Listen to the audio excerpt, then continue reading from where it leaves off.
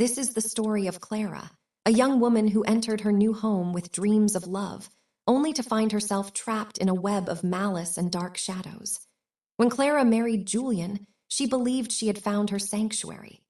Julian was a kind, hardworking man, but he was utterly blind to the true nature of his mother, Eleanor.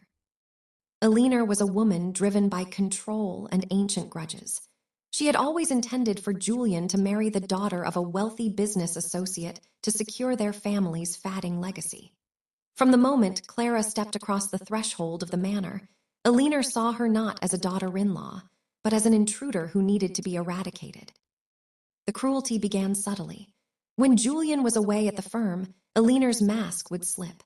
She started by isolating Clara, dismissing the house staff and forcing Clara to perform backbreaking manual labor under the guise of learning how to manage a household. She would withhold food, claiming the pantry was locked for inventory, while mocking Clara's appearance and her humble upbringing. Julian, returning late and tired, saw only a mother who seemed to be teaching his wife the ropes and a wife who was becoming increasingly frail and quiet. When psychological torment failed to drive Clara away, Eleanor turned to a darker, more sinister path. She began visiting an old woman who lived on the outskirts of the moors, a practitioner of the dark arts. Eleanor's goal was simple. She wanted Clara to lose her mind so that Julian would have no choice but to commit her to an asylum or divorce her. Strange occurrences began to plague the manor. At night, Clara would hear the rhythmic thudding of footsteps in the attic directly above her head, though the door was bolted shut.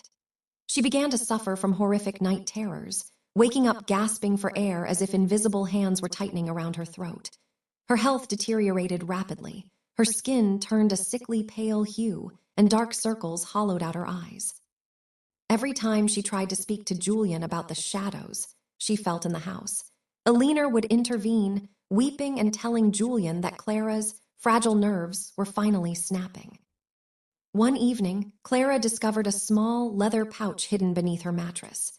Inside were charred bones, rusted needles, and a lock of her own hair tied with black thread. When she confronted Eleanor, the older woman didn't flinch. Instead, she laughed coldly, whispering that the house itself wanted Clara gone and that the sickness in Clara's head was only the beginning. The breaking point came on a stormy Tuesday night. Eleanor, believing Clara was sedated by the herbal tea she had spiked, crept into the bedroom to place a final, cursed talisman under Clara's pillow, an object meant to induce a permanent state of hysteria. As Eleanor muttered a low, guttural incantation, the bedside lamp suddenly flickered on. Clara was sitting upright, her eyes wide and alert. She had poured the tea into a potted plant and had been waiting. "Why, Eleanor?" Clara asked, her voice trembling but firm. "Why do you hate me enough to lose your own soul?" Eleanor snarled, dropping her facade of the elegant matriarch. She lunged to hide the talisman, but the door creaked open. Julian stood there, frozen. He had come home early to surprise Clara with flowers, only to overhear his mother's dark chanting and witness the confrontation. The evidence was scattered across the bed, the talismans, the pouches, and the sheer hatred etched into Eleanor's face. Julian's realization was devastating. He searched his mother's private study that night and found correspondence with the dark practitioner, detailing the cleansing of Clara from the house.